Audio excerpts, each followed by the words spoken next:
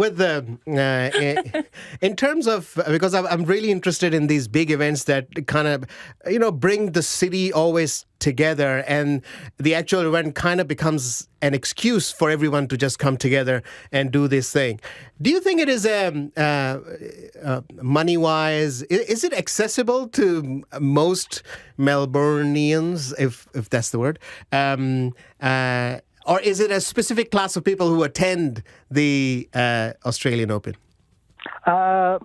It's accessible to some. I will say the kind of general park passes, they're affordable. At the moment, I think they're around $49 to go at this late stage. So we're at the pointy end, we're at the semis, and then we're at the finals.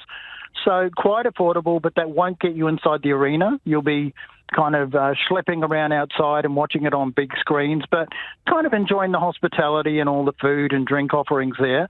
But you're not going to get inside the stadium. You're not going to watch it. Today, a ticket inside Rod Laver Arena to see these semis, $219 for the cheapest seat. Australian dollars. Australian dollars. So how much is that? $800 New Zealand? Yeah, 2,500. I suppose. And then tomorrow the women's final, $249 for back row seats.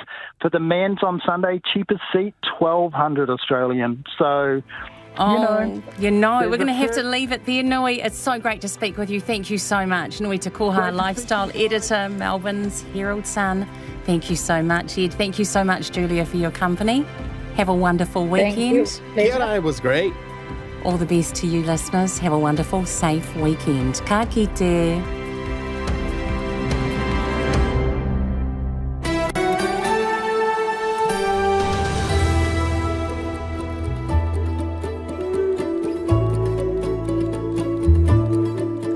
Te whakarongo mai koe ki te reo irirangi o Aotearoa. This is Checkpoint on RNZ National. I'm Lisa Owen.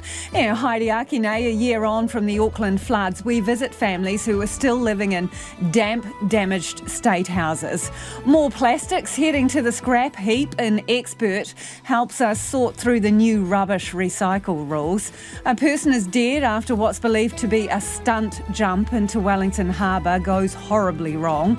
Our reporter joins us with the latest. The ding-dong over democracy in Tauranga, who should decide the city's long-term future.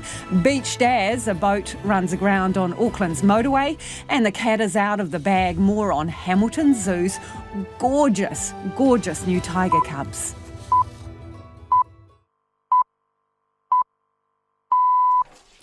RNZ News at 5 o'clock. I'm Evie Ashton. A person has died after jumping off a floating historic crane on Wellington's waterfront this afternoon, the third non-fatality at that spot. Emergency services were called to the Hikitea crane by Te Papa just before 1 o'clock this afternoon, and the body was recovered by the police dive squad just after 2:30. A karakia has been said in the last hour, and RNZ understands a rahui is being put in place. Tryouts for the National Manu dive bombing competition, which were due to be held this afternoon at the nearby dive platform, have been called off. There have been 2 previous deaths involving the 97-year-old Hikitea crane, one in 2015 and one in 1996, both young men. A Kainga resident in Auckland's Mangere says she's disappointed that a year on from the Auckland Anniversary floods, the agency has yet to fix the damage to her home.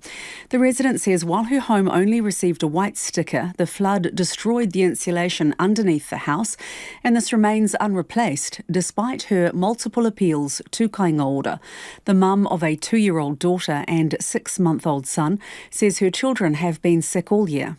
They gave examples of their basements being flooded. They're experiencing poor health as the consequence of the mould. They don't know how to move forward with that. There is a few elderly residents that were so affected by the flood, and again, from a respiratory point of view, not a safe place for a person to live anymore. Kainga denies any issues with the insulation at the house. Nearly a third of the hundreds of Kainga homes that suffered moderate to severe damage during the floods were in Mangere. Protesters who have been blocking a boat ramp in the far north are vowing to come back tomorrow when a popular fishing contest gets underway. About 30 members of Ngāti Kahu Iwi stopped boats being launched at Taipa today ahead of this weekend's Doubtless Bay fishing competition. One person was arrested for obstructing a public way but later released with a warning. Organiser Wikitana Popata says the group is taking a stand against overfishing. There's hardly any more fish in our water. It's spawning season, so it's just not the right timing. And they've never consulted Ngāti Kahu, so it's time that we teach them a lesson and say, learn to come and talk to us and work with us. Wikitana Popata says the protest is also a response to what he calls the government's proposals to abolish Māori. Officials warn the wet weather set to hit Westland overnight could bring a significant burst of heavy rainfall around the glaciers. Orange heavy rain warnings come into force for Westland from 9 o'clock and for Bulla and Tasman west of Tākaka for early morning Saturday. Met Service says up to 250 millimetres of rain is possible near the glaciers. It says people in the area should remain vigilant and up to date with the latest warnings. West Coast Emergency Management advises people to prepare their homes and clear any debris that could block drains. The ACT Party leader, David Seymour, has been appointed an Associate Minister of Justice so that he can manage the Treaty Principles Bill.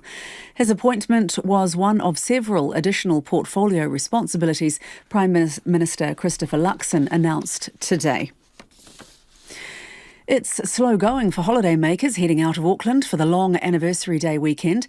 There's heavy traffic southbound on State Highway 1 from the city centre to Takanini, causing a 44-minute delay for drivers.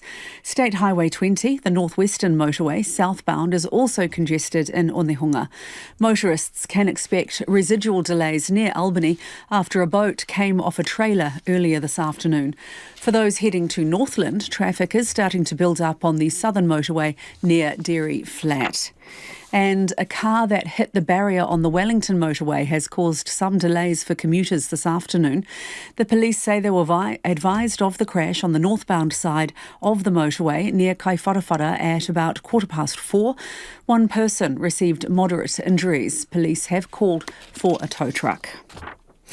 Now to sport, and Black Caps coach Gary Stead says Rachin Ravindra's time in Test cricket has come.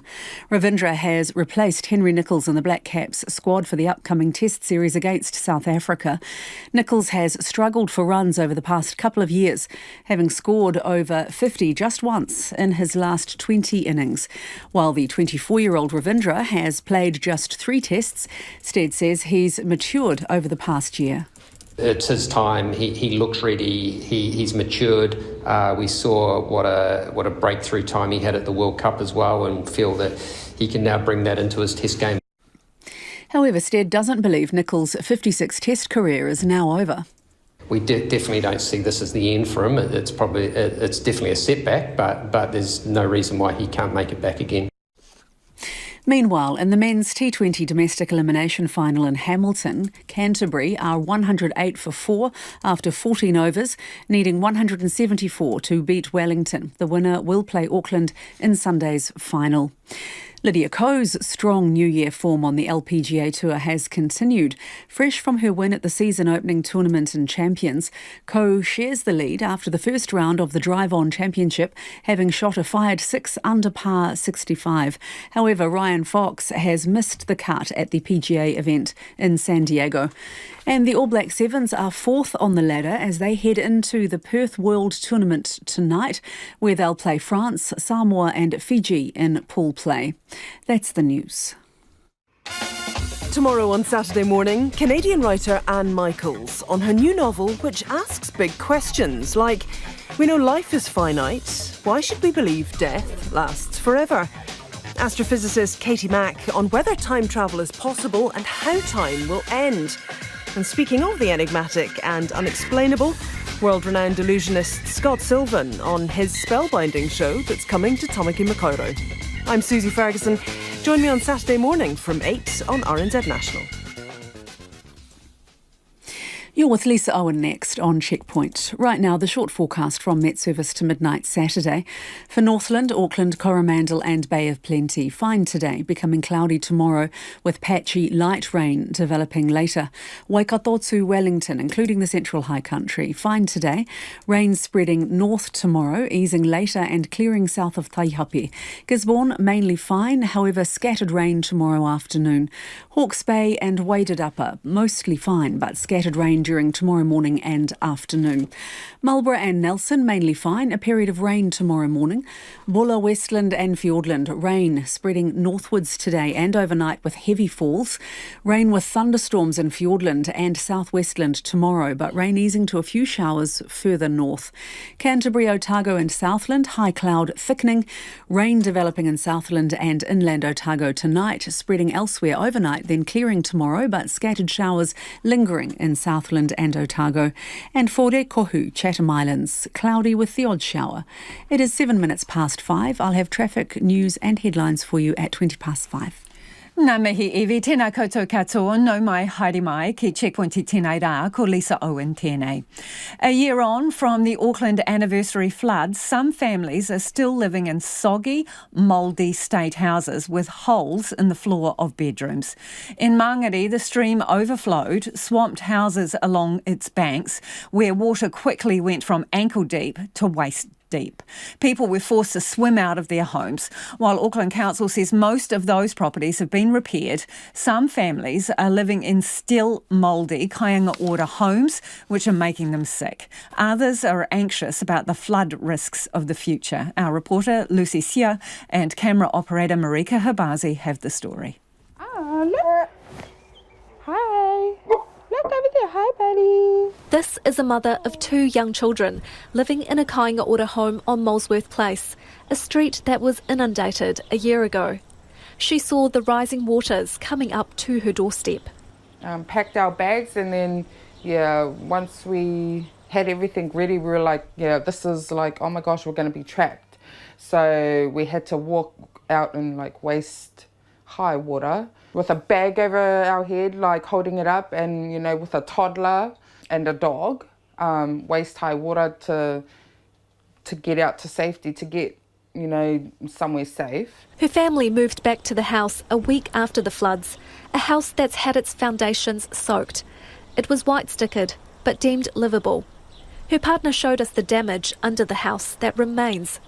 Ever since the floods, it's just been real cold, damp, And what is this?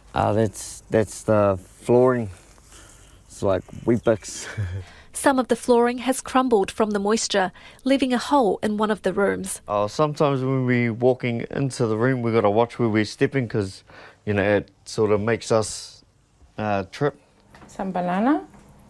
A house unsuitable for the family's 2-year-old daughter and 6-month-old son. With that insulation gone, it has created, I think, more mould in the house. It has made it more colder, and that all attributes to my children continuously being sick over summer, autumn, all the way till now. She's frustrated kāinga ora has not fixed these issues, despite her many requests for help. Nearly a third of the hundreds of kāinga ora homes that suffered moderate to severe damage during the floods were here in Mangere. Kāinga ora says it's expecting to have finished all repairs on its homes that are repairable by the end of this month, and says it's moved 89 families to other homes. Pragna Patel is a volunteer for a group helping to restore the Te Ararata stream and is all too aware of the challenges for residents living near the stream, and some on a floodplain. There is a few elderly residents that were so affected by the flood, and again, from a respiratory point of view, as an older person, just not a safe place for a person to live anymore. So they've moved out to a rest home. Kathleen and Ellen Beasley are in their 60s and 70s. The floodwaters came up waist high at their rental on Payne Place in Mangere. In April last year, the landlord said the house was repaired and asked them to move back, but what they saw was unlivable. The doors were still waterlogged. Puddles were still on the floor. The vinyl was lifting as soon as you lift the furniture up.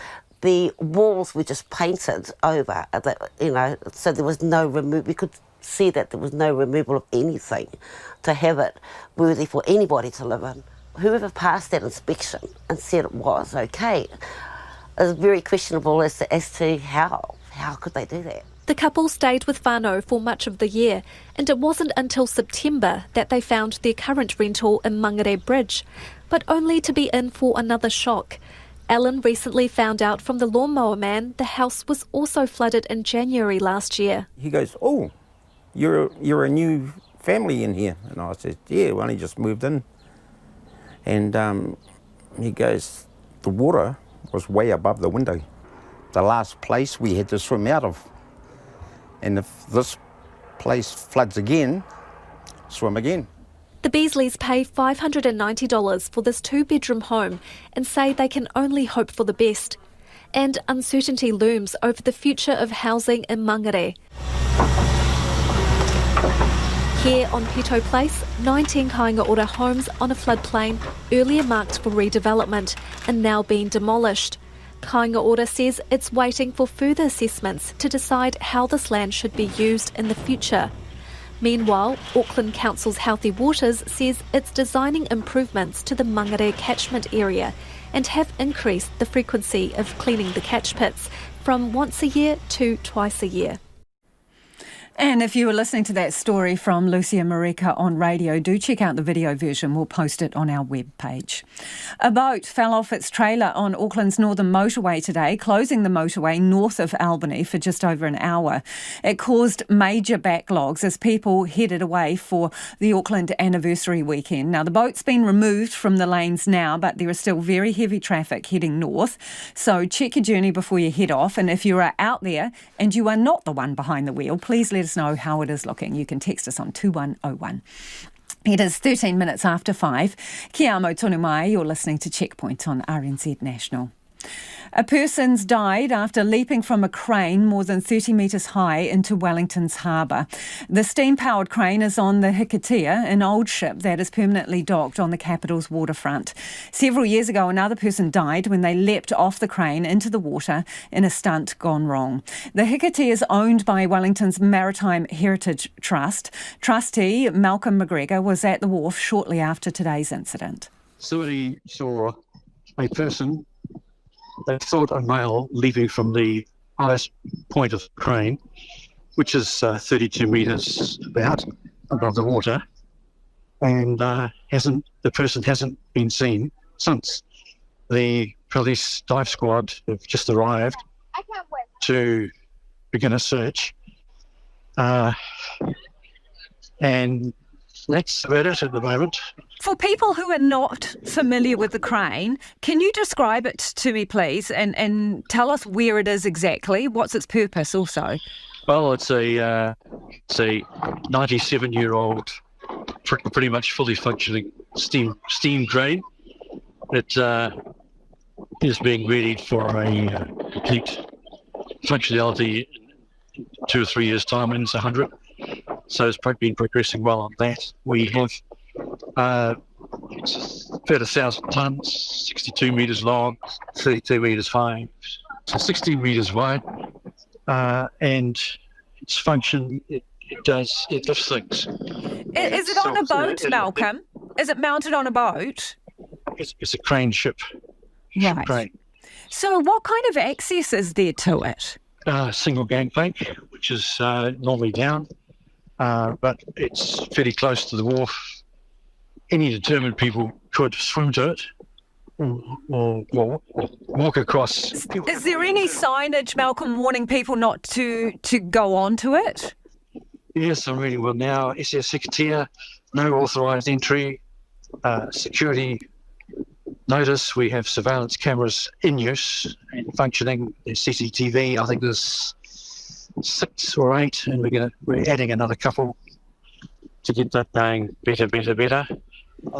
And there's a security board on the lowest ladder, which has a similar no authorised persons sign on it, and which is still in place, but very young, fit, determined people can, of course, climb up in various ways. And that was Malcolm McGregor from Wellington's Maritime Heritage Trust. Now, our reporter Nick James joins us now from the Wellington waterfront. Nick, what's the situation there now? The scene has been completely cleared today following the incident. Earlier this afternoon, there was a police boat, ambulance, fire engine with a large police presence in the area, including the dive squad, as mentioned before. A rahui is set to be in place in the nearby area, and earlier today, at about 4:10 a karakia was held near the crane with a small group of around 10 people gathering.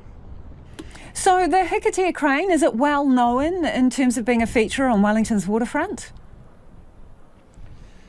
Yeah, it is. The crane has been on the Wellington waterfront since 1926. It's a common feature in the area near Te Papa. It is a piece of Wellington's maritime history as the last working steam-powered heavy lift floating crane. There's been 2 other deaths involving people jumping off it in the past, one in 2015 and another in 1996. And there was supposed to be a big event happening there today and this weekend. What's going on with that, Nick? That's right. The Z Manu Championship was set to begin this afternoon, with further events taking place this weekend at the Taranaki Street diving platform near the crane, just behind us here. That event has been canned for today, and the rest of the championship will take place at the Wellington Aquatic Centre in Kilburnie. Thanks for the update, Nick. That's Nick James joining us live there from Wellington's waterfront. Stand by for potential recycle roulette. Next month, in many places around the Motu, rubbish rules are changing in a bid to standardise what gets recycled. It means a bunch of things that could previously be binned in the recycle are no longer welcome, and more of our trash is heading to landfill. So you're going to have to brush up on your 1s, 2s and 5s. Plastics, that is. Auckland Council General Manager of Waste Solutions, Parul Sood, helps us sort through the details. Just when we were getting used to the rules, they're changing again. Crikey, is this going to make it more complicated for people? Well, actually, when you and I spoke last, we actually mentioned about these rules already. So it will hopefully not get complicated. Let's talk through some of the basics, please. What can you keep putting in the recycle bin in Auckland? Yeah, so as we discussed earlier, we can put in plastics 1, 2s and 5s. So look for that number on your container, your plastic container. It should be a 1, 2 or a 5 only. You can continue to put your paper and cardboard in. Glass containers are all good to go. Aluminium cans are all good to go as well. And the stuff that you no longer will be accepting in the recycle is what? So similar to when we talked about the 1, 2s and 5s, if you think of some plastic containers that might have other numbers on it, which is not a 1, 2 or 5, cannot go into your recycling bin, the first one. The second one that we are used to putting in our recycling bin are aerosol cans, which can no longer go in your recycling bin as well. And the third one is your liquid paperboard. Now, you get some alternate milk types or sometimes ketchup as well in those cartons. Those cartons cannot go in your recycling bins either. I want to be clear on this, Parul. So I've got a tomato sauce bottle that's emptied out. Does that go in the recycle or not? If it is a plastic bottle and it has a 1, 2 or 5 on it, absolutely. If it is a glass bottle, perfect, no problems. If it is in one of those cartons, which normally tends to have products which are longer shelf life products, that cannot go into it. So the oat milk container that looks a bit like what we would call a Tetra Pak, that is a no-go zone anymore for the recycle bin. That is correct. So is all of this now going to go to the general rubbish tip, and how much more rubbish are we creating by not putting it in the recycle bin? Yeah, so unfortunately, these products, as you said, cannot go into your recycling, so will have to go into your rubbish. The items that are no longer acceptable are approximately 1% of the total that we were collecting. So it's not a massive amount, but it does make a difference. I know you have problems with contaminated recycle bins already, Parul. I'm not wanting to be a downer, but this sort of sounds a bit like recycle roulette for some people, getting their heads around the rules. Are you going to have more contaminated bins? Oh, I would say if people just keep in mind simple bits that we spoke about, I think they will be absolutely fine. What we are finding, the main contaminants that are going into the bins are bagged rubbish. You also have food waste. You have things that are an absolute no-no that should not be in your recycling. That is the concern for contamination from my perspective. If you have one bottle that's gone in, which is a wrong plastic, it doesn't matter as much as what those big contaminants are, even textiles, for example. Are you going to have some bin inspectors out, Parul, having a look, seeing if we pass muster? We do have a bit of a program in terms of checking, bins to see that people are, in general, putting the right things in the bin. So it's not to the level of saying, have you put a wrong number 3 or a number 6. It is more to see that there is no gross contamination in those bins, which, as I mentioned, clothing, toys, all of those, food waste, all of that should not be in there. And what about publicity leading up to the deadline for changes? You doing anything? Yes, we do have. We've obviously changed information on our website, and I'm so glad you're talking to me today. This really helps because it starts the conversation. And surprisingly, people that have come across, I just met a few people today, and they were like, oh, changes are coming. So people seem to be more aware, which is amazing. And I think thanks to the media, it gets picked up and talked about. One more thing before we go, Parul. A question from the floor. What about lids? Your milk bottle lid and all the rest of it. Yeah, so that is that's a good one that you've brought up. Lids were, we used to say lids on for Auckland. Now there are no lids that you can put in your recycling bin. So do not put your lids back onto your containers in your recycling bin. So no lids as well. And that was Parul Sood, who's from Auckland Council. Now, some councils have until 2027 to move to more standardised recycle rules. So make sure you check what the deal is where you are and let us know. 2101 on text. Are you clear? Confused? Is your recycle bin, would it pass an inspection? You can tweet us at Checkpoint RNZ. 23 minutes after 5 and you're with Checkpoint on RNZ National. Homai o whakaaro, send us your feedback on anything you've heard on the program tonight. 2101 on text, tweet us at Checkpoint RNZ or the email address checkpoint@rnz.co.nz. Time to head to the headlines. Ana ia iwi mina pitipiti kōrero. Some Kāinga Ora residents in Auckland's Mangere say a year on from the anniversary floods, they are still living in damaged state houses and it's taking a toll on their health. One mum told Checkpoint that flood-damaged insulation was causing mould and her young children have been sick all year. Kāinga Ora denies any issues with the insulation.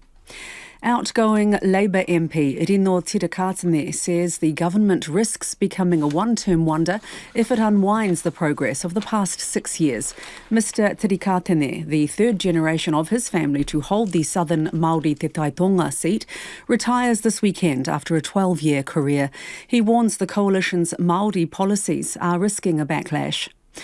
A karakia has been said at Wellington's waterfront, where a person died this afternoon after jumping into the water from the floating Hikitia steam crane near Te Papa. Emergency services were called just before 1 o'clock and police divers recovered the body just after 2:30. The Attorney General of the US state of Alabama says suffocation with nitrogen gas is an effective and humane method of execution. Convicted murderer Kenneth Smith was put to death with nitrogen gas today after the Supreme Court again denied a last-minute appeal. And Met Service says the wet weather set to hit Westland overnight could bring up to 250 millimetres of rain near the glaciers. Orange heavy rain warnings come into force for Westland from 9 o'clock and for Bulla and Tasman west of Takaka for early tomorrow morning. Those are the headlines. Looking at traffic in Wellington, due to a crash northbound on the urban motorway State Highway 1, the two northbound lanes were blocked after the Aotea Quay on-ramp. They've now reopened, but there are still delays and queues are back to the intersection with Willis Street. Our next traffic news and headlines are at 20 to 6. Kia ora rā e ho, and do let us know of anything out there, 2101 on text if you're leaving Auckland for the long weekend. OK, on to sport now, and batter Henry Nicholls has been axed from the Black Caps Test squad as selectors make changes for the series against South Africa. Nicholls has been part of the New Zealand red ball side since 2016, but he's been overlooked in favour of a rising white ball star, Rachin Ravindra, and we're joined now by sports reporter Felicity Reid. Is the coach's take on why Nicholls is out? I mean, what's the deal here? So this is a slightly surprising omission in the fact that it's taken a while for the Black Caps to move this player on. He has been around for a while and had quite a good, 2018 was quite a bumper season for him. He scored more than 600 test runs, but since then it's really tapered off. That run scoring is over the last more than 20 innings over the last 2 years as a middle order batter. He's only passed 50 twice. So other than the standout score last year of 200 against Sri Lanka in Wellington, obviously that's pretty good, not out 200, but since then hasn't been getting the runs that they would be expecting. And dropping Nicholls, selectors said to him to go back and dominate domestic cricket. He had an opportunity to do that today. He was playing for Canterbury in the elimination final in the Super Smash. He managed 1 run off 6 balls, which was half of what Rachin Ravindra scored. But this is Gary Stead's take on why Nicholls is out and Ravindra is in. That's the selection balance you always face, isn't it? Is when is time for a new emerging player over someone that's been there who, to be fair, hasn't been getting the weight of runs that we would have hoped for with Henry as well. So, yeah, look, I mean, we just felt with Rachin and where he's at with his game, he hasn't played a lot of red ball cricket either because he's been away playing for New Zealand. Then it's his time. He looks ready. He's matured.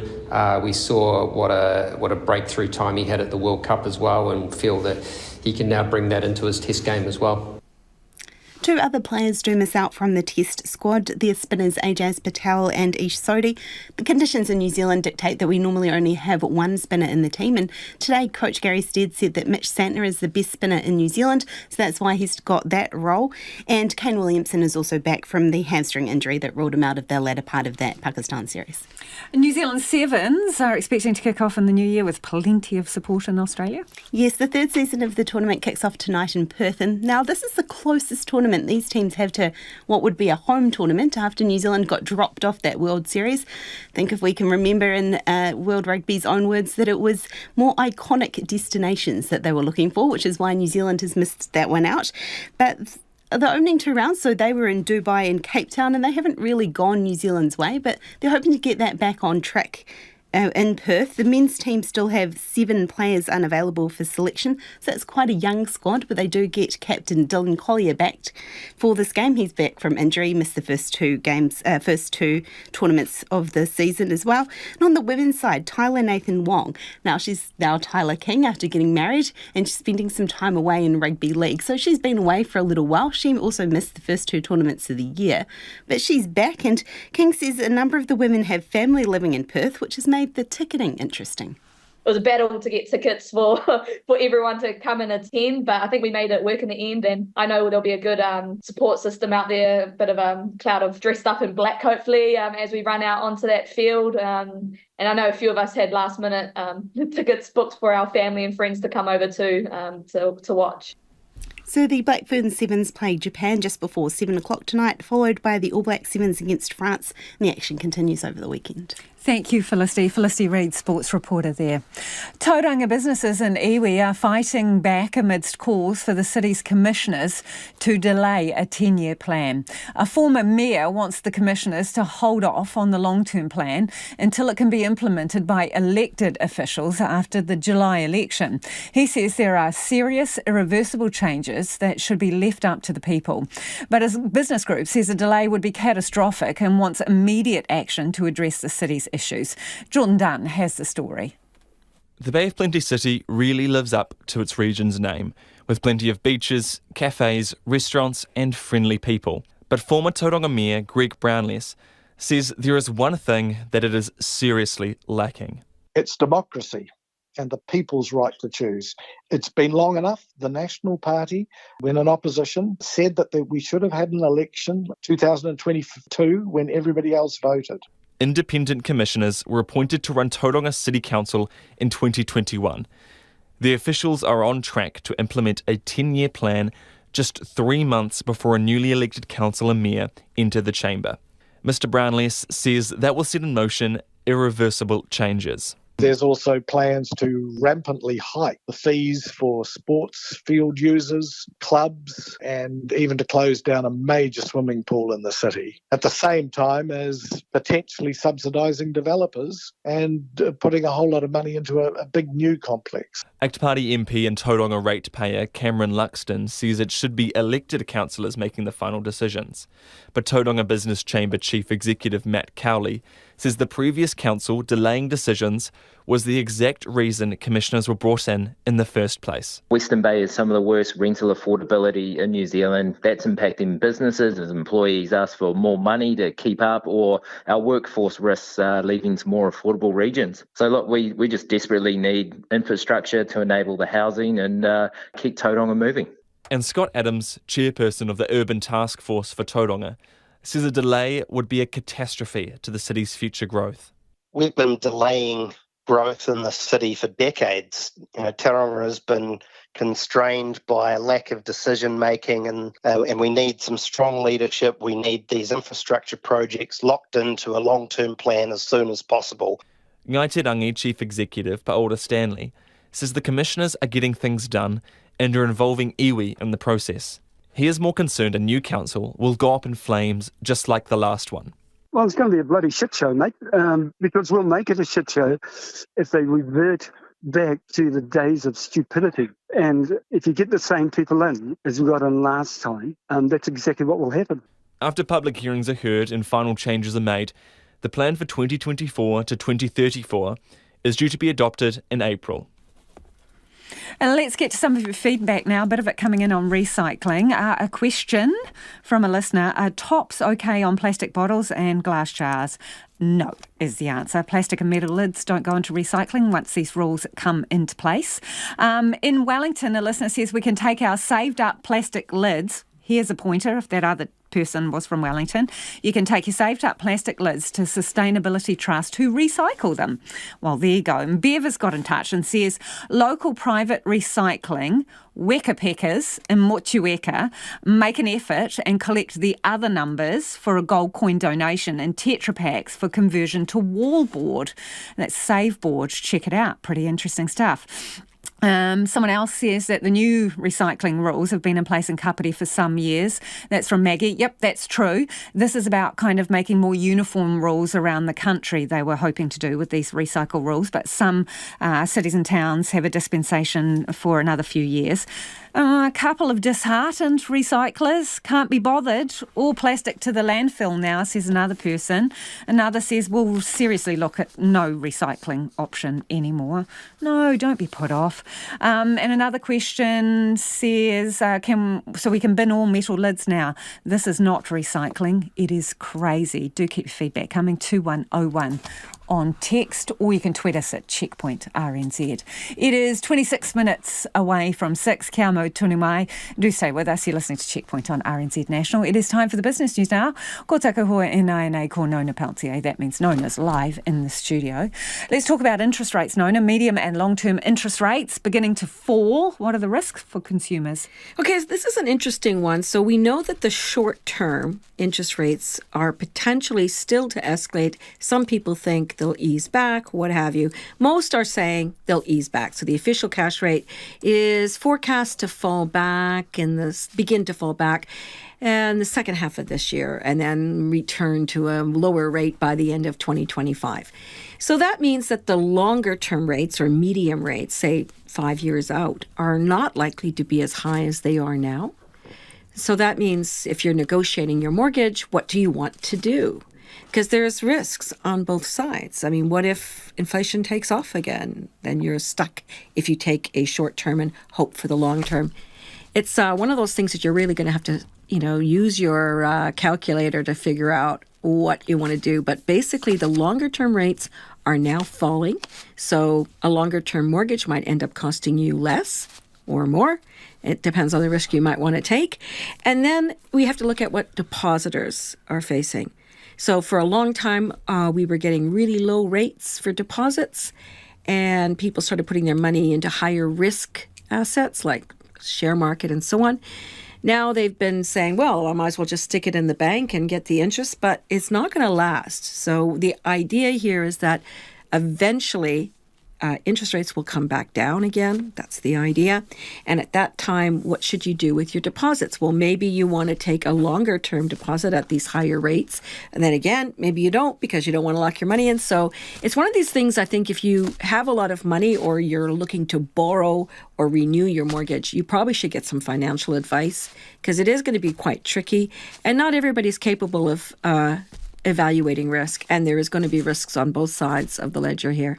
Let's talk about energy prices. They're on the rise. What's driving that? Yeah, well, I looked at every quarter, the listed public companies, electricity companies, power companies, put out a report on how things are going.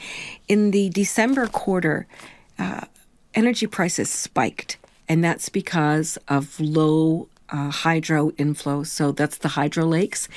So hydro storage fell to 84% of the average in December, and that forced the use of thermal energy to back it up.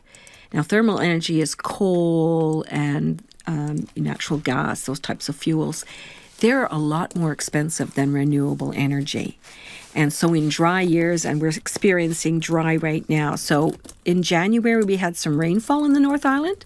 That helped us. And in some cases, the hydro lakes are above historic averages. But when you look at the South Island, it's still low. And a lot of the renewable energy is based there. So what's happened now is as long as it's the dry year problem. And when we have low levels in the hydro lakes, we have to use thermal. And that's a lot more money. So if you're a consumer and you have a long-term contract, you've probably not noticed that, but it will flow through into your own budgets because overall prices rose by as much as 18% in the December quarter over the year earlier. And what info have you got for us on the markets, please, Nona? Well, the market was really quiet today, I have to say. And that's probably because we have the Auckland long weekend coming up on Monday, but also was Australia Day. And the Australian market often is a big part of what happens here in New Zealand. We didn't have that today, so we kind of drifted lower, a drop of just 15 points to 11,875. The New Zealand dollar also very little changed. We're waiting for some U.S. inflation data later in the week here. So 61.1 U.S. cents, 92.6 Australian cents, and 48 British pence. So next week, though, I think we'll starting to see the market coming back to life because the corporate reporting season begins in February. Thank you, Nona. Ka kite, Nona Peltier there with Business News. Te Whatu Ora says new additional security guards in emergency departments have helped address increasingly violent incidents against staff. The security boost was part of the government's $5.7 million boost to beef up surveillance over summer amid increasing violence. Samantha G reports. A fight between gang members or associates in Christchurch's ED this week was brought under control by 5 security guards before police arrived. Te Whatu Ora Health New Zealand Chief People Officer Andrew Slater says before the initiative to boost security staff numbers, some hospitals had no such support. We've got some EDs that had no security guard in them, let alone security guards on site to be able to respond. So the process of looking at this has identified some of those places where there's quite significant local variation. Christchurch, considered one of the highest risk EDs, was allocated 15 additional security staff. In Christchurch, we would normally only have 1 security guard in ED overnight there. This has put dedicated security guards in ED 24/7, and we saw that in the media yesterday where there was an incident of violence between 2 people in ED, not our staff, and our security team was able to make an intervention. Andrew Slater says aggressive and violent behaviour in hospitals has been on the rise in recent years. Between 21 and 22, we saw more than a doubling of incidents of harm towards our staff in ED, and we were on track, and the final numbers haven't been crunched, but we were on track to get over 5,000 in December. An evaluation of the initiative to add more security staff was underway, with the ongoing need being assessed. Te Whatu Ora Health New Zealand board member Amy Adams says it's great the initiative was rolled out so quickly, but that future resources should be allocated where they were needed the most. I'd like to see going forward we're understanding where the particular hotspots are of violence and aggression so that we're really targeting rather than just the flat 4 across the board, and understanding actually this one might need a little more because of the composition of its clientele or whatever it is. Fellow board member Tipa Mahuta says she accompanied a family member to hospital over summer and saw the long wait times contribute to aggression.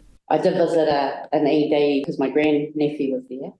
They seem to have been waiting a long time with no information, and they were starting to, and I was trying to assure them. So I'm just wondering, before they got angry, has there been any, because it does peak when our EDs are busy. Andrew Slater says staff were focused on de-escalating aggressive behaviour before it became a problem. In some places where we were able to move our more experienced staff, like here at Middlemore into ED, we saw them take on sort of a much more broader Manaki role in those facilities and connecting with this frontline triage team versus in some of those smaller areas where we had to contract it in. The additional security roles are funded until the end of February in the high-risk hospitals, with the government currently investigating a longer-term solution. It's 18 minutes away from 6 and you're with Checkpoint on RNZ National. Do send us your feedback on anything you've heard on the program this evening. Homai o whakaro 2101 on text. You can tweet us at Checkpoint RNZ and the email address checkpoint@rnz.co.nz. Evie's here with the headlines. Ko Evie anō tēnei. Police say speculation that a girl who died in Fiordland National Park yesterday had fallen from a viewing platform is incorrect. The 10-year-old, on holiday with her family from New South Wales, was pulled from the Marion Creek but could not be revived. A long-running Wellington rape case, which at one point involved multiple complainants, has ended with a man being sentenced to 3 years and 9 months in jail on a single charge. The 27-year-old, who was found guilty at a retrial in November 2023, will keep his name secret for now to allow him to appeal.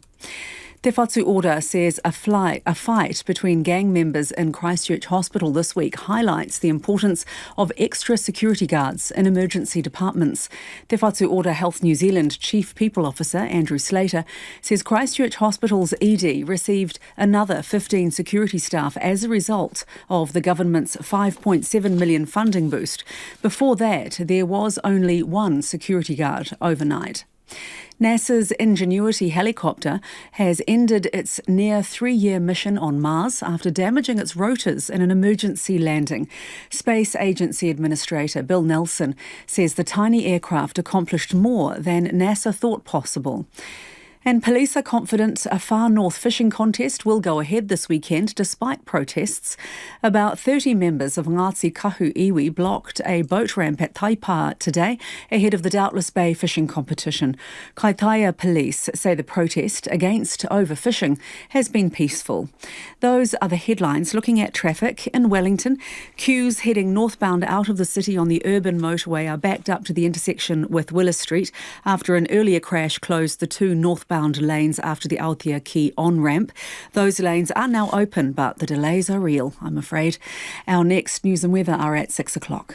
Ngā mihi, Evie. While some across the Tasman are celebrating Australia Day today, others are reflecting on the survival of First Nations people. Protests and ceremonies are being held across the country to mark more than 200 years since colonisation. The ABC's Rachel Hayter reports. At Belmore Park in inner Sydney, hundreds turned out in oppressive heat to remind the country of its Aboriginal history. After 60,000 years, we're still here and nothing's taken that away from us. We have survived to be here today and still tell our stories and our dances and our tradition and everything. Our culture hasn't been lost. It's just been nearly forgotten, and I think it's important just to remember that. This Maori man says the experience of Indigenous Australians has parallels around the world. I'm actually from Aotearoa, New Zealand, so I'm here to support our black brothers and sisters. The Māori race, we signed a treaty with the Queen of England, but over here, it was more or less taken away from them. All we want is simple, is love. As well as the black, red and yellow of the Aboriginal flag, another one was flying among the crowd. The black, white, green and red flag of Palestine. One Palestinian family travelled from George's Hall in Sydney's west to express their solidarity with the Aboriginal experience. 8-year-old Amal explained why. For the Aboriginal people, because I know how it feels to be taken their land, because people take their land away. Another theme of this year's Invasion Day rally was last year's failed Voice to Parliament referendum. 2024 is a very peculiar year for our mob. We've just come through a referendum process which sought to recognise our people in the alien constitution. Sylvia and Adrian from Marrickville in Sydney's inner west were disappointed with the outcome of that vote. I suppose I'm here feeling frustrated because we supported the referendum, even though we knew it was a minimal ask. Until we recognise our history and the consequences of our history, settler colonialism will remain at the base of Australian society. For these men, January 26 is a painful day. Today is not a day to celebrate. Today is a day of shame. It was an invasion. It always was an invasion. If we want to learn how to maintain Australia, then we've got to listen to Aboriginal people. Earlier this morning, the annual Woogalora ceremony was held at the city's Barangaroo Reserve. Woogalora means one mob. Councillor Yvonne Weldon is a Wiradjuri woman from the Metropolitan Local Aboriginal Land Council. She welcomed visiting dignitaries, including the state's Premier Chris Minns and Governor Margaret Beazley. Cruelty should not be the default. Kindness, inclusion and acceptance must be who we all are. We welcome you. We include you. Don't be a spectator to allow for me what you wouldn't accept for yourself. Performing at this morning's ceremony was Aboriginal artist Lauren Ryan. She's from Coaldale in Tamworth in northwest New South Wales and is up for a golden guitar at the Tamworth Country Music Awards tomorrow. She sang Yilalu, which is a word from her grandfather's language, the Kamilaroi language, meaning everything is going to be okay.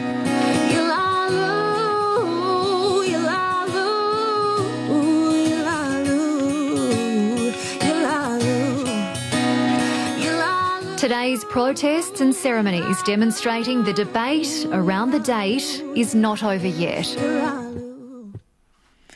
The International Court of Justice will deliver an interim judgment overnight on whether Israel's actions in Gaza amount to genocide. Israel began bombing Gaza in October after Hamas' attack on Israel killed more than 1,200 people.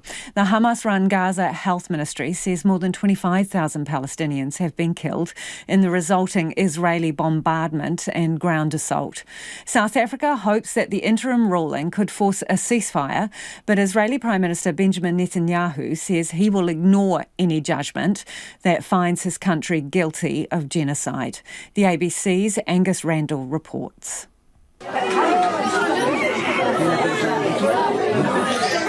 As the world waits for a ruling on whether Israel has a case to answer over accusations of genocide, Dr. Jabbar Al-Sher's biggest concern is food. He works in the paediatrics department at Abu Yusuf Al-Najah Hospital in Gaza's south. A month and a half ago, this baby's weight was 7.5 kilos. In a month and a half, he lost nearly 2 kilos. The mother and the baby suffer from malnutrition.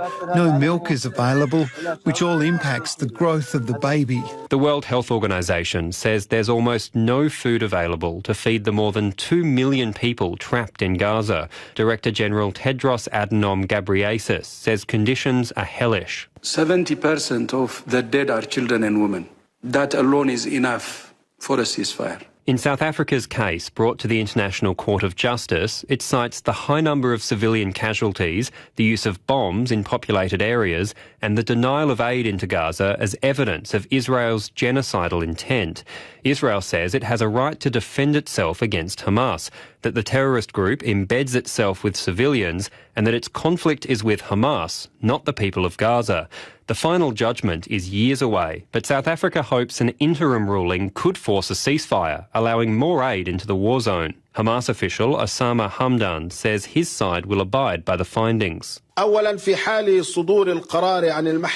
the court in The Hague issues a ruling to ceasefire, the Hamas movement will abide by the ceasefire as long as the enemy abides by it. The decision needs the support of 9 of the 17 judges to become legally binding. Both South Africa and Israel are signatories to the United Nations Genocide Convention, forged in the aftermath of the Holocaust. Israeli government spokesman Eilon Levy denies the accusation of genocide and is confident the court will rule in his favour. We have expected, of course, to throw out the completely absurd and ridiculous charges. And Israel's Prime Minister Benjamin Netanyahu says if the decision goes against Israel, he'll ignore it, and it's unlikely the UN would be able to enforce the decision. Michael Becker is a former legal officer at the International Court of Justice. He says it's unlikely the court will throw out the case today, but may not go so far as ordering a ceasefire. But I think there are real problems here for the court in terms of ordering a complete suspension of Israel's military activities, in part because the other party to that conflict, Hamas, isn't in front of the court. The court doesn't have any power to order Hamas to stand down. And he doubts the court will ultimately find Israel guilty of genocide when the final ruling is handed down. Proving genocide is extremely difficult under international law. So it's one thing to show that acts that could be characterized as genocidal acts have taken place. South Africa will be able to do that here. But showing that second part of the test, that Israel committed those acts, killing members of a particular group or deliberately inflicting on the group conditions of life calculated to bring about their destruction, to show that all of that was done with the intent to physically destroy the entire Palestinian population of Gaza, is going to be a difficult standard for South Africa to meet. The interim ruling will be handed down amid reports Israeli soldiers have surrounded and fired upon a hospital in Khan Yunis in southern Gaza. Israel insists it's only striking Hamas targets and that patients should have already evacuated the area. It's one of the last functioning hospitals in Gaza. It is 7 minutes away from 6. Kia amo tunu mai. Do stay with us. You're listening to Checkpoint on RNZ National. Well, the cat's finally out of the bag when it comes to the gender of Hamilton Zoo's 3-week-old Sumatran tiger cubs. Not to be outdone, the zoo staged a reveal for the pair this afternoon with the cubs' dad, Scout, on hand to play a leading role. It wasn't perfect, but hey, he's a new dad. Hamilton Zoo's curator of exotics, Mark Turner, joins us now. Mark, I feel we should have a drum roll. What is the sex of the cubs, please? Okay, it's 2 little girls. 2 cute little girls. How did the reveal go? How was he supposed to do it? You're dealing with animals, so they never quite do what you want them to do. Even the best laid plans never go quite the way you want. We actually had 2 cardboard boxes, which he does like to play with sometimes, and we painted the inside of them pink and put a little bit of meat in each one, and we were hoping he would just crush the box, but he just put his head in delicately, pulled the piece of meat out and walked away. So it wasn't quite how we wanted it to be, but hey, that's all right. He's a proud dad, I'm sure. So both girls, will you keep them or will they go somewhere else for breeding? No, so the plan will be is that they're pretty important to the regional breeding program, and they will become part of the program themselves as they get older. Potentially they will stay with mum till they're about 2 to 3 years of age, depending on her. So they'll stay here till they're at least 2, 2.5. Before we start looking at other places where they might end up. We can potentially keep them a little bit longer, but yeah, the plan is that they will become part of the program, so they will go to other zoos in the region. Tell me a little bit about them, personalities, how they're doing. Look, they're very cute, obviously. I mean, who can deny the fact that tiger cubs are cute? But they are quite interesting little cats. They've got personalities already. One of them is quite feisty compared to the other one.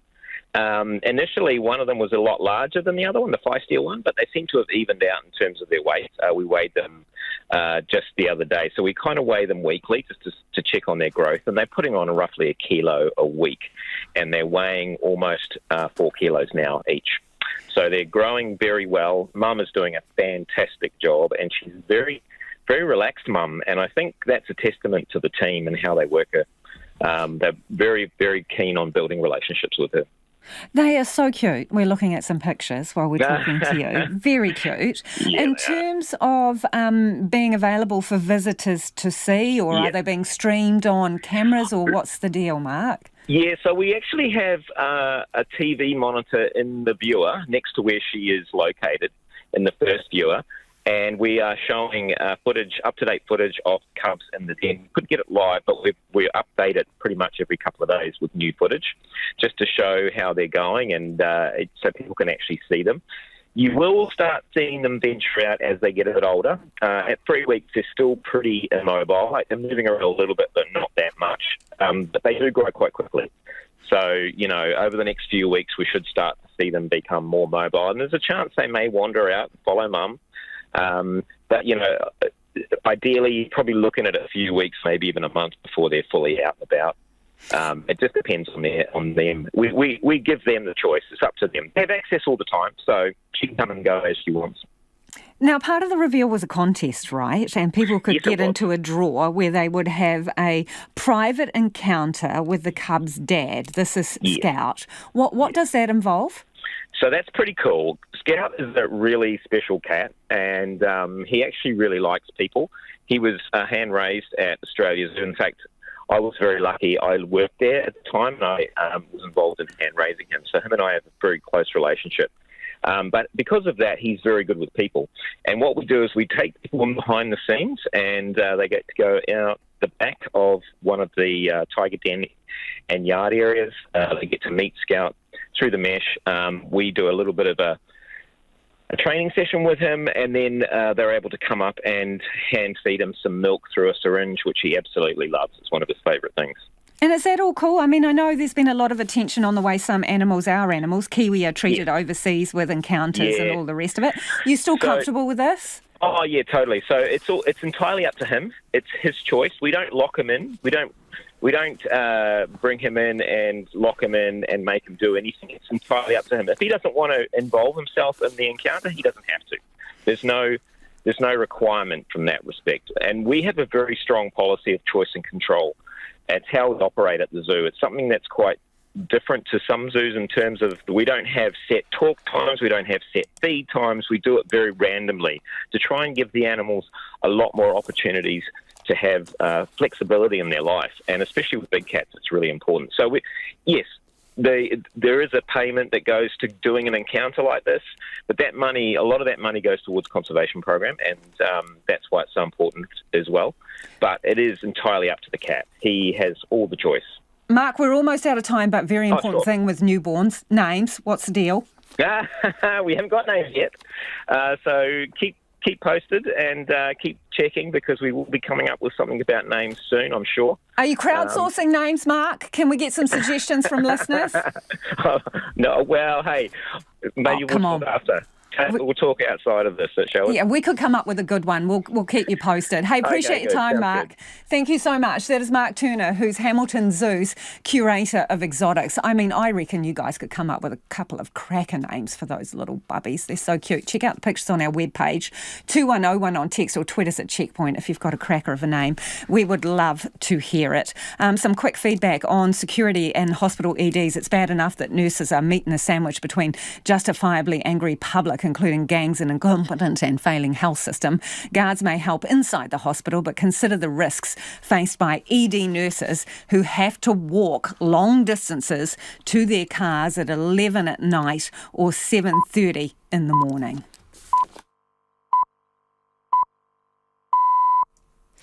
RNZ News at 6 o'clock. Tēnā tātou. I'm Evie Ashton.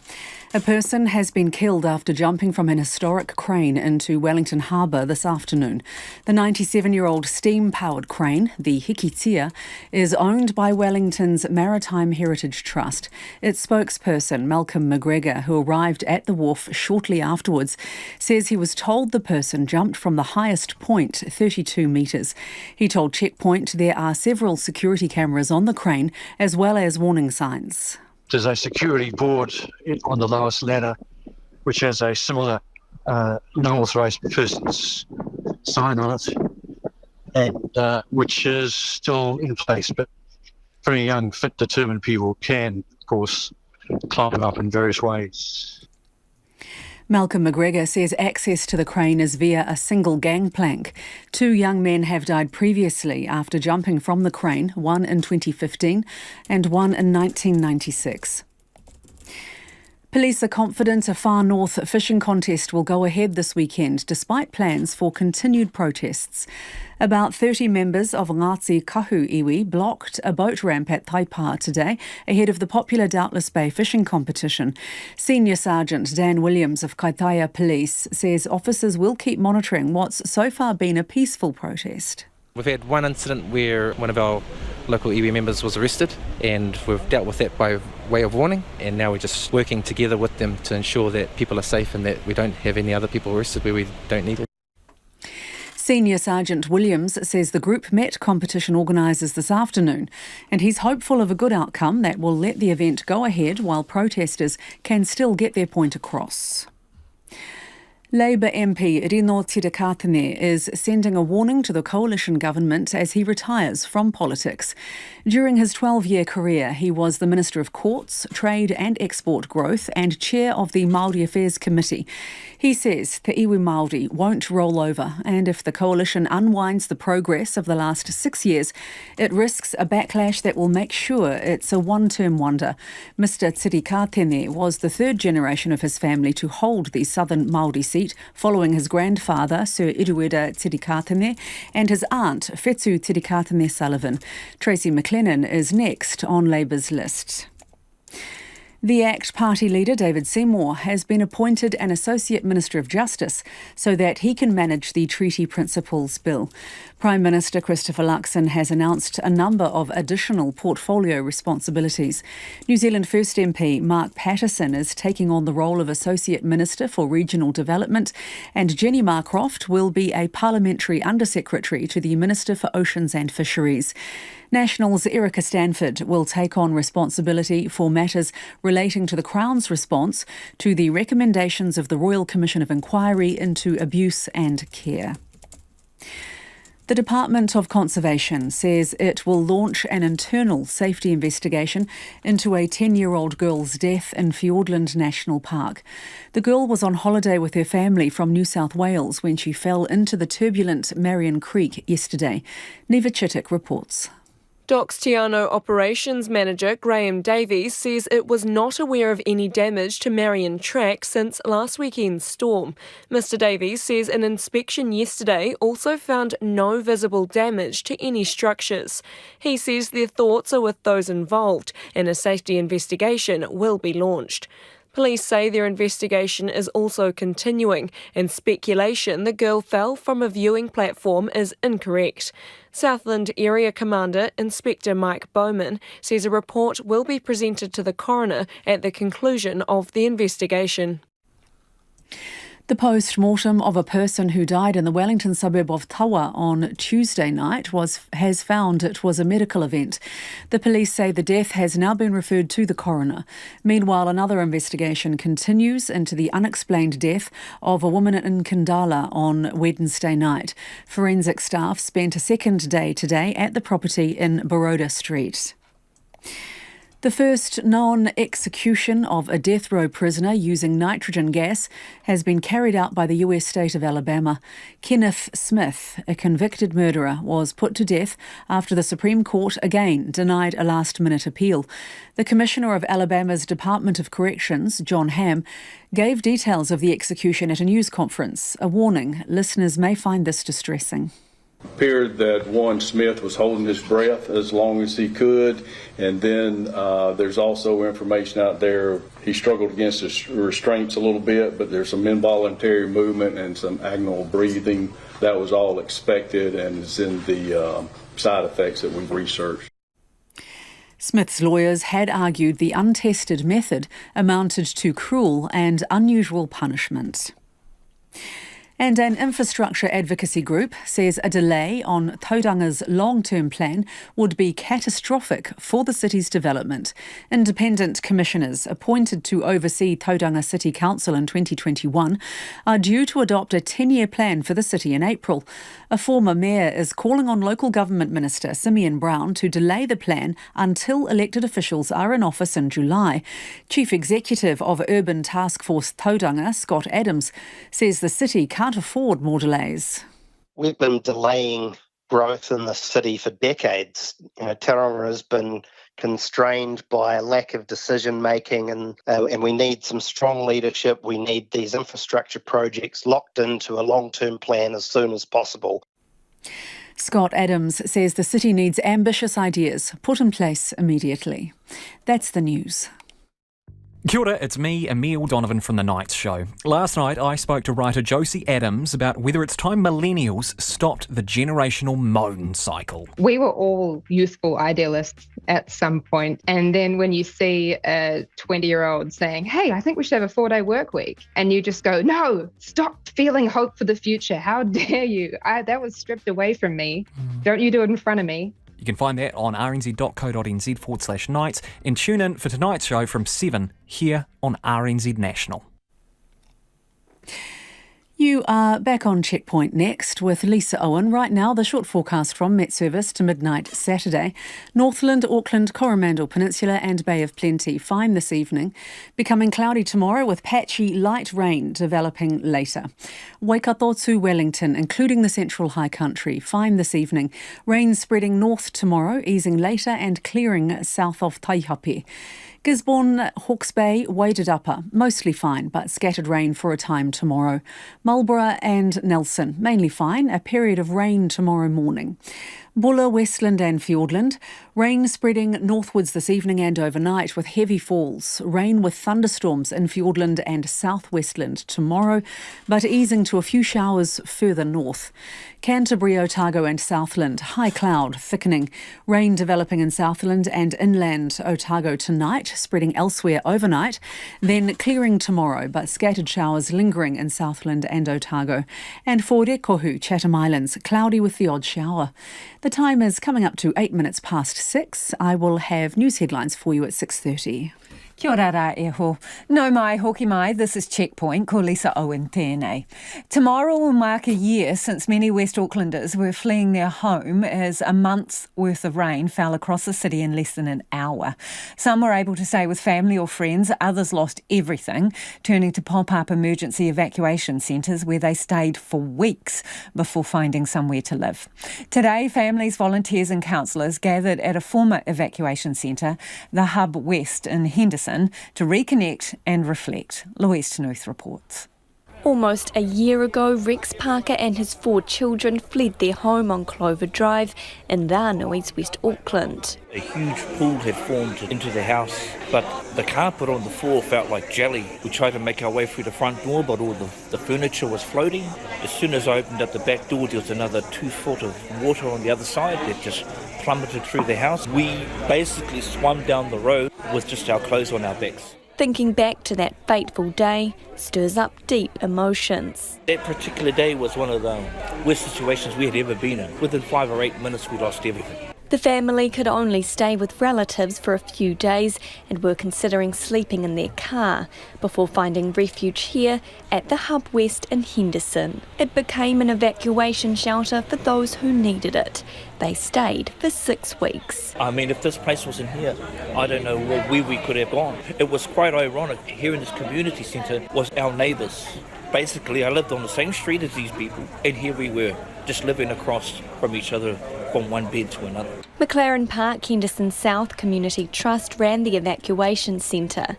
CEO Catherine Lawler says there was huge demand for a safe place to sleep. We would have anywhere between 30 to 80 people staying in our community hall that all needed food and support and laundry. As well as a bed for the night, welfare services like Vision West, MSD, Kāinga Ora and the Whānau helped residents access furniture, clothing and new accommodation.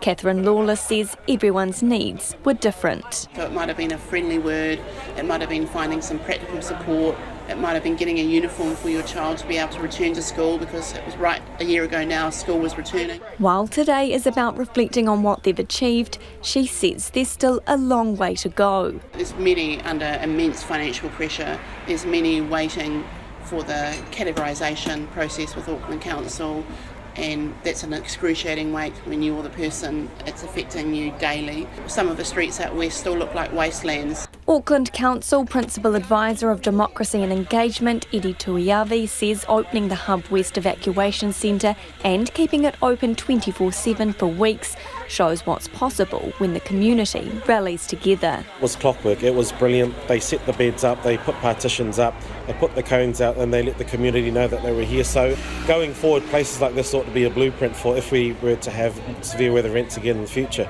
Rex Parker says the damage to their house on Clover Drive was astronomical. It's now boarded up and yellow stickered, a familiar scene for many streets in West Auckland. While it's not the case for all families, he says they've finally got a happy ending. Now living in a new home in Massey, which he notes is on a hill, giving them peace of mind at last. We're happy, we got the basics, and things that we took for granted before, we don't take for granted now. And that was Louise Tanuth reporting there, 11 minutes after 6, and when you're with Checkpoint on RNZ National. Let's get to some of your feedback now. Still lots of it coming in on the recycle rule changes. Auckland will get them in February. Jim from Papamoa has been in touch. Always good to hear from you, Jim, who says, what part of 1, 2 and 5 does the average Aucklander not understand? Jim, it's not just Aucklanders struggling with recycle confusion. Another person says, how about the collection team add a sticker to each bin as it's collected, clearly identifying what can be recycled? Surely this is a one-off cost and will pay for itself by reducing contamination and increased landfill costs. Another listener reckons the government should just ban all plastics other than 1, 2 and 5. 1, 2 and 5 are the ones that you can recycle. Now, someone querying about metal containers. The tin cans are fine. You can still put them in the recycle bin. It is the tin lids. No lids of any type, including metal lids from jars, can go into the recycle bin when the changes come in. Some of you already have these changes. Wellington, you already have them because you keep telling us that. Paul from Katikati's got a great idea. He says, nail those used metal bottle tops to a broomstick and start a good jug band. Thanks for the tip, Paul. Israel's Prime Minister Benjamin Netanyahu is facing backlash for leaked audio that aired on Israeli television, where he seems to call Qatar problematic in its role as mediator in the Israel-Hamas war. CNN has not verified that it is Netanyahu's voice, and he hasn't commented publicly. CNN's Nick Robertson reports. During a testy meeting with hostage families Monday, Israeli Prime Minister Benjamin Netanyahu appears to have strained his one regional relationship with Qatar that matters most to those very families. You don't hear me thinking Qatar, because Qatar is essentially no different from the UN or the Red Cross, and in some ways even more problematic. They have leverage because they're financing them.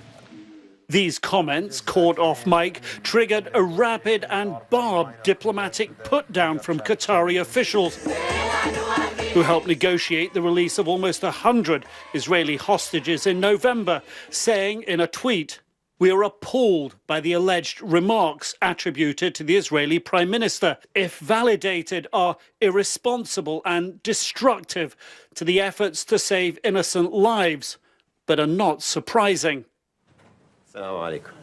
Just days earlier, Qatar had been talking up relations with Israel and the potential for Hamas to release more hostages. We are engaging in serious discussions with both sides. We have presented ideas to both sides. We are getting a constant stream of replies from both sides. Qatar's frustration now seems personal with Netanyahu. Qatar concluding their criticism with a view increasingly suspected by some Israelis. Netanyahu wants to keep the war going, saying in a tweet, The Israeli Prime Minister would only be obstructing and undermining the mediation process for reasons that appear to serve his political career. Hostage families who were in the meeting with the Prime Minister released a terse statement appearing to blame Netanyahu for the leak, although he denies it. The fact that the censorship was given permission to publish this audio recording is serious and indicates a loss of judgment. This leaked audio also suggests he may be trying to draw the White House into confrontation. I was very angry recently, and I didn't hide it from the Americans, that they renewed the contract on the military base they have with Qatar. President Biden hasn't openly spoken to the tensions, but this week, Secretary of State Antony Blinken criticizing Israel for taking Gazan territory to create a security buffer. We've been very clear about maintaining, in effect, the territorial integrity. The German government has expressed deep concern about a rise in anti-Semitic incidents since the October 7th terror attacks carried out by Hamas against Israelis. Germany's Commissioner for Anti-Semitism presented what he called shocking figures in a new report. Deutsche Welle's Matthew Moore reports. Felix Klein is the man leading the fight against anti-Semitism in Germany. And by his own account, he has his work cut out. Since the October 7th Hamas terror attack, an alarming picture has emerged. Looking more closely at the shocking numbers, more than 2,000 times within little more than 100 days, here in Germany, a Jew was attacked, threatened, insulted, frightened, or there was anti-Semitic hate speech. I am appalled that these facts only rarely find their way into public debate and media reporting. That's around the same number of incidents as for the whole of 2022. Among them, a Molotov cocktail thrown at this synagogue in central Berlin. For many, a grim reminder of Germany's Nazi past. But Jewish leaders say much of the daily threat now is driven by opponents of Israel. These stories are reminiscent of those days, and we need empathy with those affected in order to stop this development. Ladies and gentlemen, at this time, this is especially true of the threat of Islamist anti-Semitism in our society. But not only. Recent nationwide protests against the far-right Alternative for Germany have drawn huge crowds, sparked by reports that AfD members discussed a plan to forcibly deport millions of people of foreign origin. The AfD flying high in the polls. The AfD and others with their ethnically motivated expulsion plans cannot be an electable alternative for responsible citizens and Democrats. Their programme is right-wing extremist, anti-democratic and a threat to prosperity. Officials are calling on the government to tighten criminal laws and increase funding for education. But above all, their message to Germans is not to forget. In Australia, North Queenslanders are surveying the damage after a wild night of weather brought by Tropical Cyclone Kury. It crossed the coast with a little less force than predicted, but there's still a big clean-up ahead. More than 60,000 across North Queensland have lost power. The cyclone system has now been downgraded to a tropical low, but plenty of rain is expected in Kury's path. The ABC's Rachel Mealy filed this report. Townsville residents held their breath as Cyclone Kury passed over. Sharani Williams says there were scary moments. The winds were definitely very gusty last night. There was a couple of times there where we sort of stopped and looked and waited for the roof to go. But no, it was pretty good. We survived, so that's always a bonus. Laurel Farrell's house in Dirrigan came through the storm okay, but she saw a lot of trees down on her way to work this morning at Bushland Beach. Look, a lot of debris on the ground. We have had reports here of staff who can't come to work have got to stay and clean up. A lot of trees down, fences down, animals on the loose, yeah. Townsville Mayor Jenny Hill says she's still gathering information, but she's pleased to hear how everyone has come through. At this stage, we haven't heard of any major damage. I've spoken to the police. There's been no deaths. which is the first thing I want to say, and I'm glad everyone heeded the warnings, stayed indoors. We know we had significant gusts of winds. We know that trees are down. We've lost power to more than half the community. And I believe even the hospital is working on their generation backup, as we are here at the LDC. More than 50,000 households are without power in Townsville, and there are more power outages further south in the Burdekin. Townsville residents have been asked to conserve water while the power is out. Clean-up efforts are in full swing across the region, and attention is being paid to prevent excess debris impacting the Great Barrier Reef. Heidi Tate is the Chief Executive of Tangaroa Blue Foundation and lives in Airlie Beach. What we've seen in the past with cyclones is that marine debris loads can triple from what they normally are, and marine debris can also wash up in areas that normally aren't hot spots just because of the unusual weather patterns that happen. So our first steps are going to be in assessing that once everybody is safe, and it's safe to do so with access. But we never know what we're going to find washing in from overseas and offshore currents, but also that's come out of our catchments through our stormwater systems. Kirrily has been downgraded to a tropical low, but it's still threatening to dump a lot of rain as it tracks across the state. Bureau of Meteorology senior forecaster Angus Hines says Kirrily's presence may be felt for a while yet. Through the course of this morning, the tropical low has been moving its way into the northern Goldfields and Upper Flinders forecast district there in the northern interior of Queensland, and it is still bringing persistent rainfall to some of those inland areas. QFES Acting Commissioner Stephen Smith says communities in Western Queensland are prepared for the big wet. A lot of water is still in the system, so that flooding and isolation of communities will occur right through the west and has already started to occur through those areas. Those communities have been very well prepared. They've stocked themselves up so they're equipped for some days of isolation. And that's not an unusual thing out in those communities when these types of events happen, so they're well prepared for that.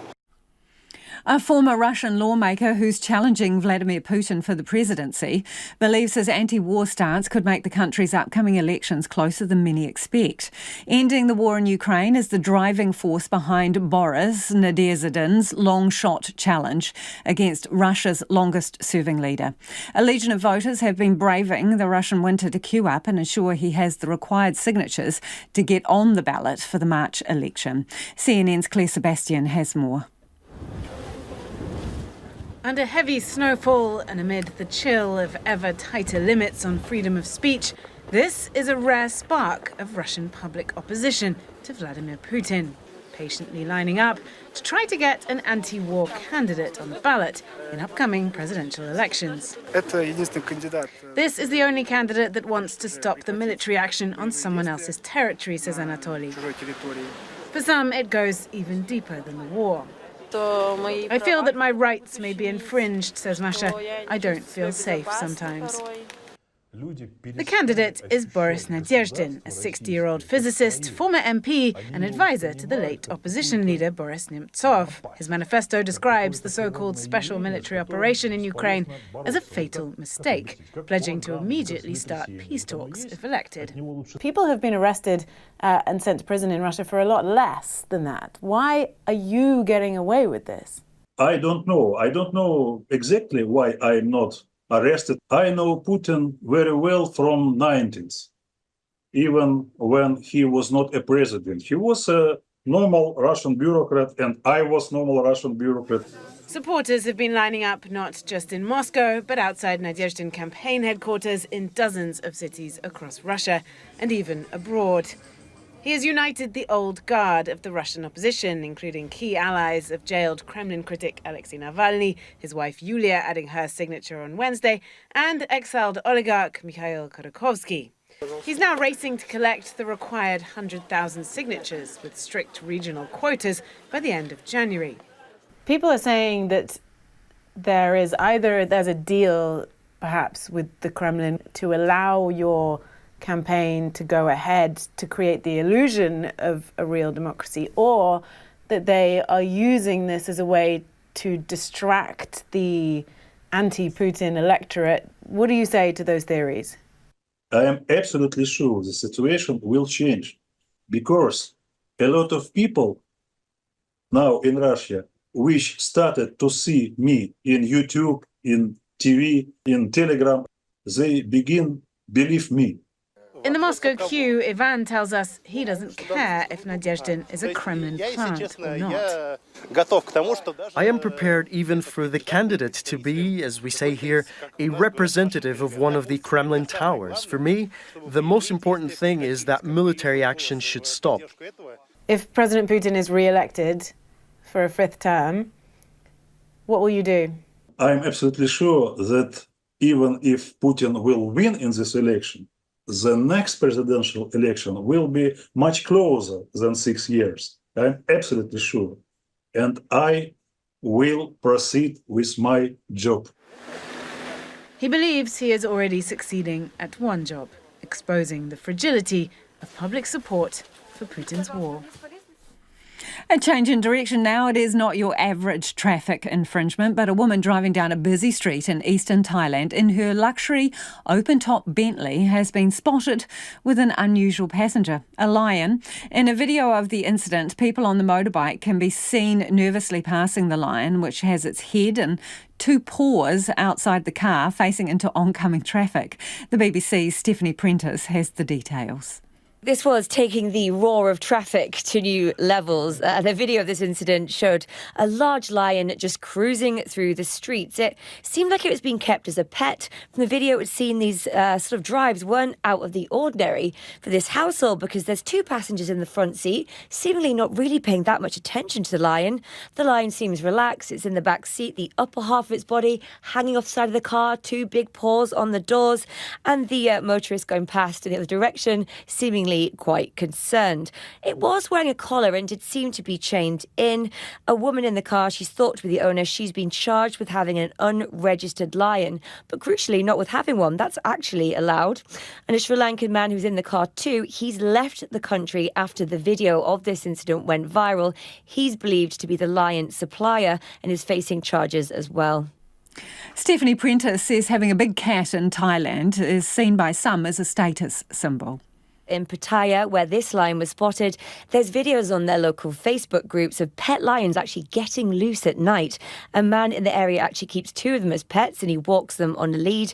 And there's people in these forums saying they have to rush to get their children inside when they see the lions and concerned over what they call a trend in keeping these big cats. But it's not just confined there. It's down by the East Coast. Officials say there are currently 224 lions across the country that are legally owned. However, the owners are supposed to keep them in a specified location, not just take them out for a drive, and the owner of this particular lion in the video could now face up to 6 months in jail. A Canadian man is the latest culprit to be dubbed a dumb vandal following a run-in with a planter, leaving him covered with dirt. CNN's Jeannie Moose reports. Seemingly plastered, this guy took it out on a planter, first kicking it, then trying to heave it into the glass window of an Ontario restaurant called The Counter. But the planter counterattacked. When the husband and wife owners of the restaurant saw the surveillance video, what did you say? What an idiot. He laid there covered in dirt while his buddy cracked up. I laughed. I thought it was hilarious. I remember being young and being drunk. I mean, I never tried to throw a planter box out of business, but we've all been there. A formal complaint was never filed. When the guy finally got up, he had to hold on to a pole. It could have been worse. At least he didn't get covered with manure like in Back to the Future. The dumb vandal joins the ranks of other blundering bad guys. Beaumont, Texas police call these armed robbers the Three Stooges for the way they came slipping and sliding into a Popeyes restaurant. And who could forget the bumbling burglars throwing bricks to break into a business in China? One guy brained the other with a brick, knocking him out cold. The planter fiasco had a happy ending. One of the guys came back and resurrected the planter.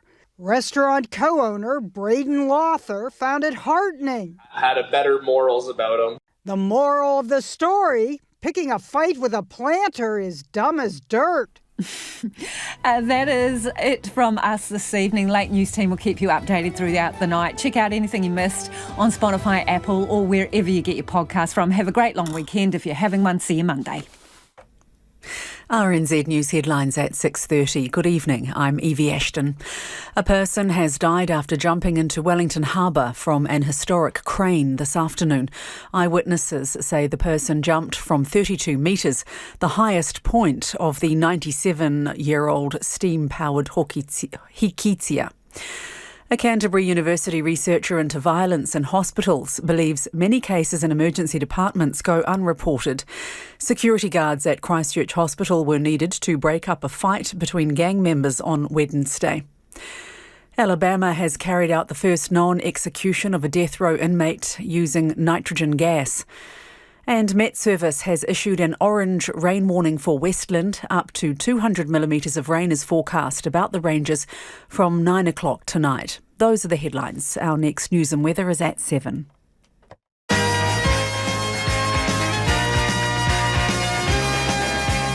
Predictions that robots would be creating hit pop songs are now a virtual reality. Sunday's episode of Blue Smoke looks back to the 70s and 80s and the arrival of synthesizers in New Zealand pop. Join me, Chris Burke, in Blue Smoke this Sunday evening at 8 on RNZ National.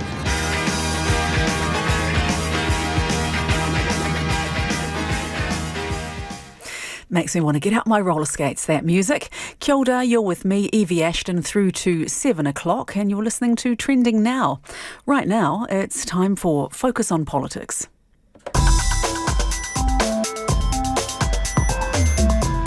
Forget any easy re-entry to the political year. The coalition government is back to work, and back into a bruising battle. You're looking for trouble, you've come to the right place. The tiriti o Waitangi is sacrosanct. The government will honour the treaty. Kia ora, ko Craig McCulloch aho, anei te pūrongo Tauranga pū mō tēnei wiki. Welcome to Focus on Politics. I'm Craig McCulloch.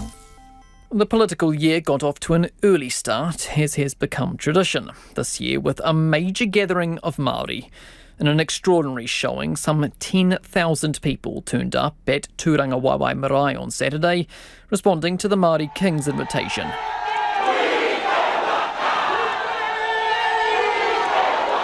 The nationwide hui in Ngarawahia was called by the kingitanga for iwi to come together and map out a plan in response to the coalition's agenda.